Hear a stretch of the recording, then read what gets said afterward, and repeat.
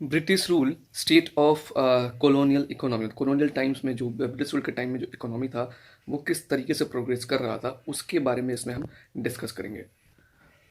सो पहला पॉइंट जो हम डिस्कस करने वाले हैं वो है डिसरप्शन ऑफ ट्रेडिशनल इकोनॉमी। किस तरीके से जो ट्रेडिशनल इकोनॉमी था, जो कि सेल्फ सफिशिएंट इकोनॉमी था भारत का, उसको ब्रिटिश ने डिसरप्ट किया। क्या क्या वो स्टेप्स थे जो ब्रिटिशर ने लिया जिसकी वजह से भारत एक एक्सपोर्टर था पहले और सेल्फ सफिशिएंट इकोनॉमी था, लेकिन बाद में वो 19 सेंचुरी तक खत्म होने तक वो जो है एक इंपोर्टर बन चुका था और वो सेल्फ सफिशिएंट इकोनॉमी से पूरा ही उल्टा हो चुका था, एक डिपेंडेबल इकोनॉमी हो चुका था। कॉलोनियल गवर्नमेंट ने क्या किया था, उन्होंने जो भी इकोनॉमिक पॉलिसीज़ वगैरह बनाए थे इंडियन इकोनॉमी में, उसके उसके चलते क्या हुआ था कि भारत का जो वर्ल्ड इकोनॉमी के साथ इंटीग्रेशन तो हो चुका था, लेकिन इससे भारत को उतना फ़ायदा नहीं हुआ, उल्टा नुकसान ही हुआ। ठीक है। 18 सेंचुरी को कहा जाता है कि इंडिया का जो है एक ट्रांजिशन समय था। इस समय में कॉलोनियल गवर्नमेंट ने जो भी पॉलिसीज़ बनाए उसके तहत वर्ल्ड इकोनॉमी के साथ इंडिया का इंटीग्रेशन तो हो गया, लेकिन जो फ़ायदा ज़्यादा हुआ वो है ब्रिटिश इकोनॉमी को ही हुआ, क्योंकि पॉलिसीज़ उन्होंने इस तरीके से बनाए थे कि इंडियन इकोनॉमी को यूज़ करके वो अपने जो देश की इकोनॉमी है, ब्रिटिश इकोनॉमी है, उसको वो इम्प्रूव कर सके, और ऐसा ही हो रहा था उस समय। और इंडिया को जो है ब्रिटिशर्स ने अपने फिनिश प्रोडक्ट के लिए जो है एक मेजर मार्केट बना लिया था कि वहाँ से जो भी फिनिश प्रोडक्ट तैयार हो वो इंडिया में जो है कंज्यूम किया जाए। और इंडिया को बना दिया था रॉ मटेरियल का सप्लायर, मतलब जितने भी रॉ मटेरियल, और पहले जो टेक्सटाइल वगैरह जिसके लिए इंडिया जाना जाता था, जो यहीं पर ही मैन्युफैक्चर होता था, वो अब यहाँ मैन्युफैक्चर ना होके जितने भी रॉ मटेरियल्स है वो जाते थे ब्रिटेन, एंड वहाँ से फिर मशीन मेड जो कपड़े हैं वो बनकर वापस इंडिया में आते थे। और इंडिया को एक तरीके से मार्केट बना दिया गया था for finish product of Britishers raw materials तो यहाँ से सस्ते लेके जाते थे, लेकिन जब वापस सेल करते थे फिनिश गुड्स, वो एक तरीके से हाईली प्राइस होते थे, जिससे कि मार्केट को अच्छी तरीके से एक्सप्लॉइट करते थे और प्रॉफिट काफ़ी अच्छा जनरेट करते थे। जो 19 सेंचुरी में जो ट्रेड था, ट्रेड का जो सिनेरियो था, कॉम्पोजिशन था, वो काफ़ी चेंज हो गया था। 18 सेंचुरी में इंडिया क्या हुआ करता था, जैसे मैंने बार बार कहा, एक्सपोर्टर हुआ करता था, लेकिन 19 सेंचुरी के एंड तक जो है वो एक इम्पोर्टर बन गया था। और 19 सेंचुरी में काफ़ी चेंजेस हुआ था। जैसे पहले 18 सेंचुरी के बिगिनिंग में ज़्यादा से ज़्यादा टेक्सटाइल का एक्सपोर्ट होता था और बुलियंस का इंपोर्ट होता था। Bullions means gold and silver का जो है इंपोर्ट होता था भारत में, जो पूरी तरह चेंज हो गया था 19 सेंचुरी में।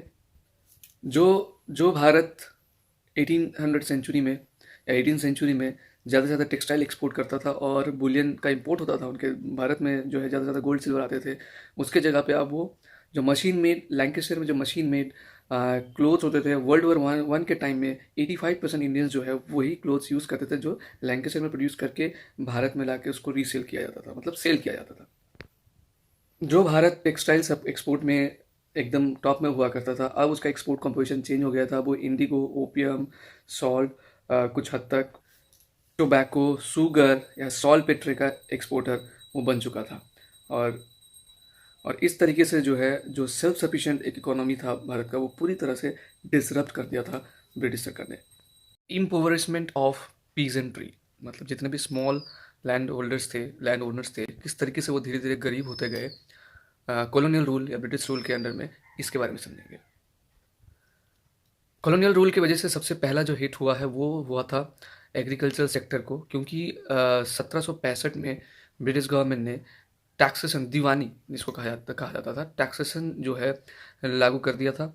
और जितने भी लैंड होल्डर्स थे, लैंड ओनर्स थे, उनसे टैक्स वसूल किया जाता था। मकसद ये था कि जितना से ज़्यादा रेवेन्यू जो है टैक्सेशन के द्वारा कलेक्ट किया जा सके, किया जाना चाहिए, ये एक मकसद था उनका।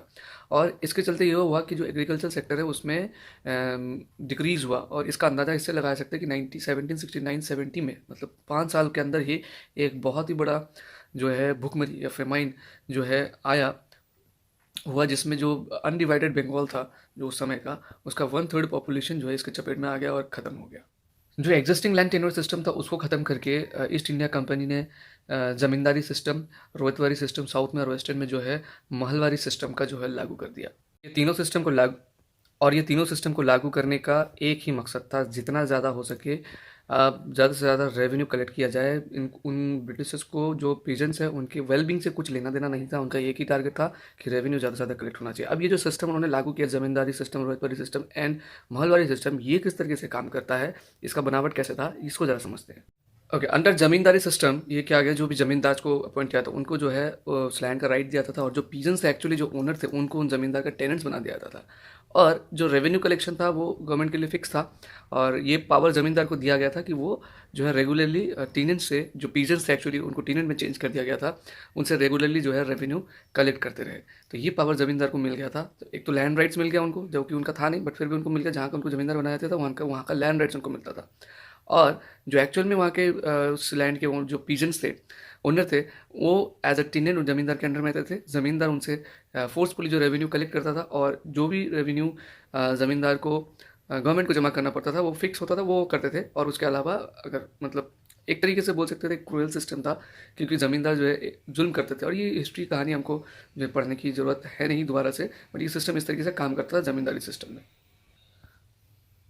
और रोहितवारी सिस्टम में क्या था कि जो पीजेंट्स थे उनको डायरेक्टली जो है प्रॉपर्टी या लैंड का राइट मिलता था। और महलवारी सिस्टम में क्या होता था, विलेज के जो मतलब जो विलेज के होते हैं ना कि जाने माने या फिर जो पावरफुल लोग होते थे, उनको राइट्स मिलता था प्रॉपर्टी का।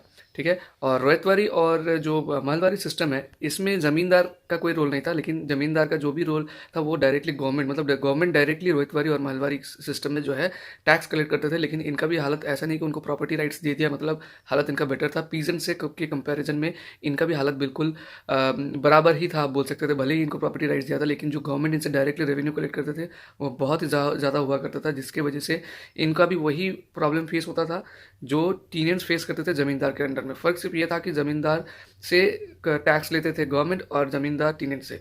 लेकिन रोहितवारी और महलवारी सिस्टम में कोई ज़मींदार नहीं था, डायरेक्टली गवर्नमेंट, यानी कि उस समय का ब्रिटिश गवर्नमेंट डायरेक्टली जिनके पास भी लैंड होने मतलब प्रॉपर्टी का राइट्स था, उनसे टैक्स वसूल करते थे। और वो टैक्स इतना ज़्यादा होता था कि उनके लिए ज़्यादा कुछ बच नहीं जाता था। इसलिए कहा जाता था कि टीनेंट्स और रोहितवारी सिस्टम और महलवारी सिस्टम के अंडर में जो प्रॉपर्टी होल्डर्स थे उनमें कोई ज़्यादा डिफरेंस नहीं था।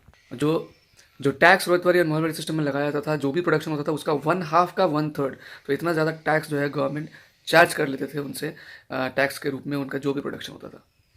ईस्ट इंडिया कंपनी का जो प्राइमरी एम था वो प्रॉफिट मैक्सिमाइजेशन ही था। और सभी सिस्टम में एक कॉमन फीचर ये था कि ओवर असेसमेंट, और ये ओवर असेसमेंट इतना ज़्यादा था कि जो कल्टीवेटर्स थे वो उनको प्रॉब्लम होता था इसको पे करने के लिए। और कभी कभार इसको पे करने के लिए उनको अपना लैंड भी सेल करना पड़ जाता था, या फिर और वो लैंड या फिर जो गांव के मनी लेंडर्स है उनसे मनी बोरो करना पड़ता था, जिसके चक्कर पे वो जो है एक डेब्ट ट्रैप में आते थे। और उस समय में ऐसा था कि देखा जा रहा था कि जो मनी लेंडर्स है या जो बड़े ज़मींदार्स है उनको मनी लैंड करना ज़्यादा प्रॉफिटेबल लग रहा था, क्योंकि जो छोटे टेनेंट, छोटे कल्टीवेटर्स थे वो गवर्नमेंट के टैक्स के दबाव में आके अपना लैंड वगैरह तो सेल कर ही रहे थे, साथ ही साथ इतना ज़्यादा था टैक्स रेट कि उनको मनी भी बोरो करना पड़ रहा था। तो जब मनी जब बोरो करना पड़ रहा था वो एक डेब्ट ट्रैप में फंस जा रहे थे, जिससे इंटरेस्ट कलेक्शन ज़्यादा हो रहा था। और इसी कारण से उस समय बहुत ज़्यादा मनी लेंडर्स जो है उभर के आए, क्योंकि सबको जिनके पास ज़मीन था वो ज़मीन पे इन्वेस्ट नहीं करते थे, वो मनी लेंड कर देते थे। क्यों? क्योंकि उनको उस समय यही ज़्यादा प्रॉफिटेबल लगता था। और जो छोटे टीनेंट्स के या पीजेंट्स के पास जो भी लैंड थे वो धीरे धीरे बड़े ज़मींदार या मनी लैंडर को ट्रांसफ़र होने लगे, क्योंकि वो डेट में फंसने के बाद उसको भी क्लियर नहीं कर पाते हैं। तो धीरे धीरे उनका जो ज़मीन है वो ज़मींदार से या फिर जो मनी लैंडर से उनको ट्रांसफ़र होने लगे। और इस तरीके से एग्रीकल्चर जो है सफ़र होने लगा, और कई जगह पे एग्रीकल्चर स्टैगनेंट होने लगा, क्योंकि जो एक्चुअल में कल्टीवेट करते थे वो डिप में फंसने लगे, अपना लैंड ट्रांसफ़र करने लगे बड़े मनी लैंडर्स को, और वो तो कल्टीवेशन करते नहीं थे क्योंकि उनके लिए मनी लैंडिंग ही ज़्यादा प्रॉफिटेबल था। और जो पर एकड़ जो यील्ड है वो धीरे धीरे घटने लग गया। और जो पर कैपिटा एग्रीकल्चर प्रोडक्शन है वो 1901 से लेकर 1941 तक 14% घट गया है। और जो per capita availability of food grains था उस समय वो 24% घट गया। तो इतनी बुरी तरीके से जो है एग्रीकल्चर इम्पैक्ट हुआ था।